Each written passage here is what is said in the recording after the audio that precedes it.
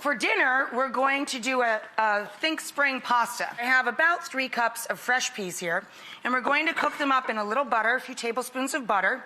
I'm going to add crushed garlic right to the butter, and then I'm going to bring 1 cup of chicken stock or broth, or you can use vegetable if you want to make this vegetarian, obviously, to a simmer. Then we're going to throw in all of our peas. Cook them 3 minutes to tender crisp. That's what that doneness, level of doneness is referred to. You want them to stay bright green and pretty. So I put half of our fresh peas that we cooked for 3 minutes in butter, chicken or vegetable stock with crushed garlic, salt and pepper. I've got half of them in the food processor. I'm adding in about a cup of fresh basil and a nice fat bunch of fresh mint. Mint and peas are best buddies. They love to chill and hang together. They complement each other. And they really love it when their buddy Lemon stops by. So Lemon is coming over, and we're gonna give him a little squish in there. Then we're gonna add in some Parmigiano Reggiano cheese. And what am I gonna do with that little tiny bit? Whatever. And then we're gonna pop the lid on and zap this to puree it together.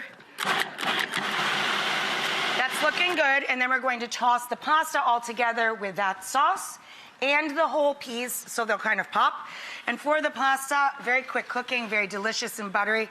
I have an egg fettuccine here.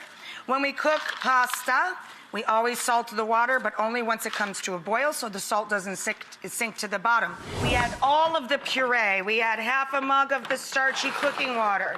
This is what I was talking about with carry-over cooking. That's what's going on right now. We add all of our whole peas. That sauce has Parmigiano Reggiano, the mint, the basil. It's this beautiful bright green color.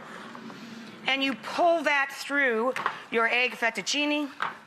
Then we're going to put the spring pasta into our big bowl. And then we're going to add a little spicy baby upland cress to the top. Little baby watercress up on top. And we're going to finish with more pretty ribbony cheese. Gorgeous. We're gonna do roast pears with crispy prosciutto, fill them with Gorgonzola dolce, and top them with toasted nuts. All you have to do for this is bring home a 1/4 pound of prosciutto. If you like ham, you might wanna buy 1/2 pound because you'll eat some while you're putting it on the tray. All you do to make crispy prosciutto is throw it in the oven. So the oven, 375, 350, whatever.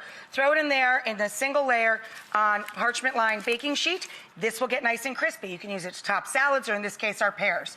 The pears are halved. They're dressed with nutmeg, fresh thyme, and lemon juice. Throw these both in the oven until the pears get just tender and the prosciutto is crispy. The nuts we toasted in a little skillet. We've got the Gorgonzola ready to go when these guys are done. So this is your appetizer or your dessert. Either or works for either one.